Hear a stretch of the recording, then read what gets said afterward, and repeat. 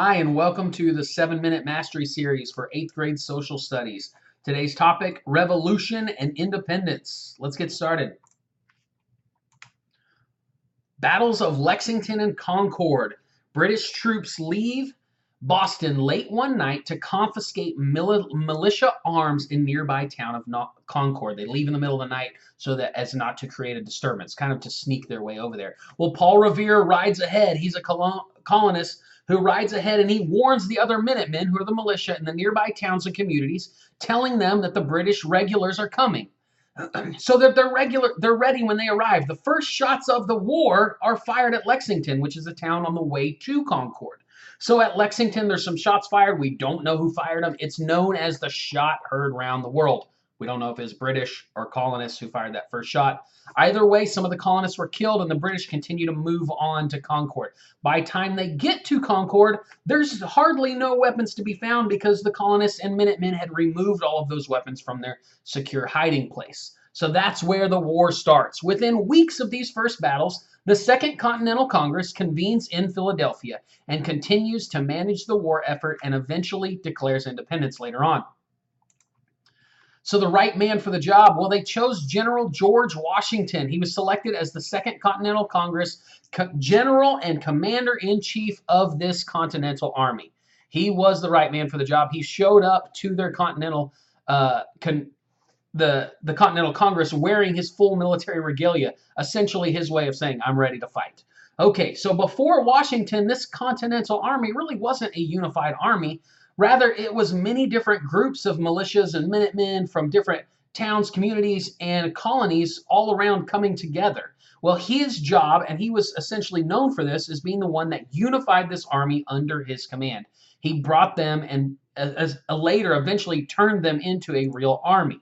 Well, the Battle of Bunker Hill happened shortly thereafter. It was a British victory near Boston, it's essentially in Boston, in which the British, after great struggle, finally overtook an important military position in the city.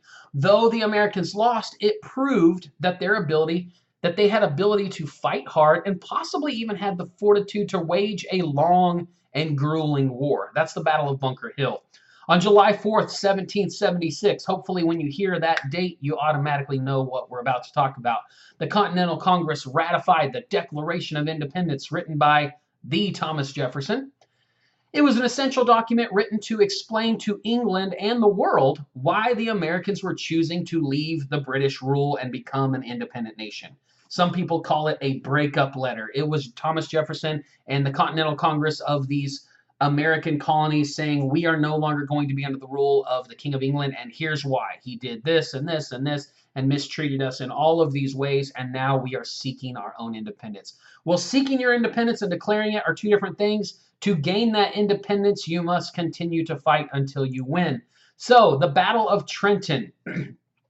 It really wasn't that small of a battle, but it wasn't a major battle as much as it was a great, brilliant strategy in the middle of the night, on Christmas night, by the way. It was a significant victory by George Washington and the Continental Army. After previous defeats, this was really essential to the morale of the American troops.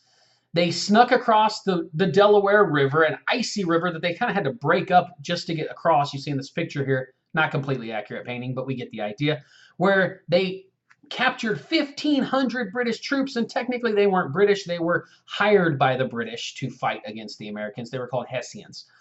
So the Battle of Trenton was an American victory. It was a morale, a changing victory for the Americans, but it didn't really turn the war. The battle that we most call the turning point of the war is the Battle of Saratoga. It was technically a couple battles, but the point is it was considered a turning point in the war because the news of this American victory caused the French to support the Americans in fighting the British. Remember this, the Battle of Saratoga, it's a foreign-sounding word, right? It's what helped the foreigners, the French specifically, in this case, come to the American aid to help us defeat their common enemy, the British. So that's what you need to remember about that battle.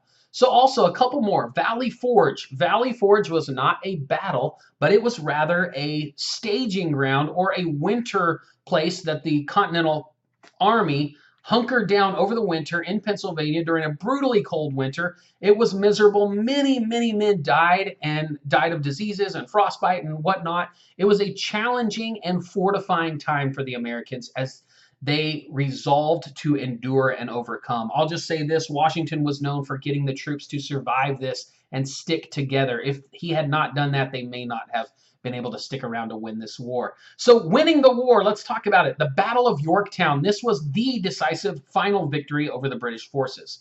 It's where the Americans, with the help of the French, captured the renowned British general Cornwallis and his thousands of men in 1781. This was essentially the last and final, most significant winning victory of the American Revolution, the Battle of Yorktown. I remember it this way. Y for Yorktown. Y is one of the last letters in the alphabet, and this was really the last battle of the war. Treaty of Paris in 1783, a little while later, the British finally signed the treaty, which gave full independence to the United States. All right, let's hit some questions. As always, when I read the question, right afterwards, press pause so that you can answer it on your own, and then press play when you're ready with your answer. Why is the Battle of Saratoga considered a turning point in the Revolutionary War? Go ahead and press pause. Here's your answer. The American victory at Saratoga convinced France to become an ally with the United States. We know that because we said the Battle of Saratoga is what convinced them to join and help us. America may boast that she has accomplished what no power before her ever did, contending with Britain, captured 2 of their celebrated generals, and each an American of thousands of veteran troops to support them. Abigail Adams, letter to John Adams, December 9th, 1781. To which of the following is Abigail Adams referring in this excerpt? Press pause. Here's your answer. The American victory at Yorktown. See the year, 1781. She's talking about a major American victory. That's the last battle, Yorktown. What was one result of the Treaty of Paris in 1783? Press pause. There's your answer. Great Britain recognized the United States as an independent country. We know that. The Treaty of Paris, 1783, was after the war had concluded, and Great Britain finally signed that treaty and gave the United States full independence. All right, question number 4. June, the Continental Congress appoints a committee to prepare a document. The committee selects Thomas Jefferson to compose a document. The draft is reviewed and revised by that committee. In July, Congress debates and revises the document. Congress officially approves the document. The sequence of events resulted in the adoption of, press pause. Here's your answer. The Declaration of Independence. We know that. It says Thomas Jefferson composed it. It was in July. Come on. Here in the autumn of 1777, American forces met, defeated, and forced a major British army to surrender. This crucial American victory in the Battle of Blank renewed patriots' hopes for independence, secured essential foreign recognition and support, and forever changed the face of the world. Which of the following best completes this excerpt? Press pause. There's your answer. Saratoga. The foreign support should have given it away. All right, guys, that's all. Thanks for studying with me here.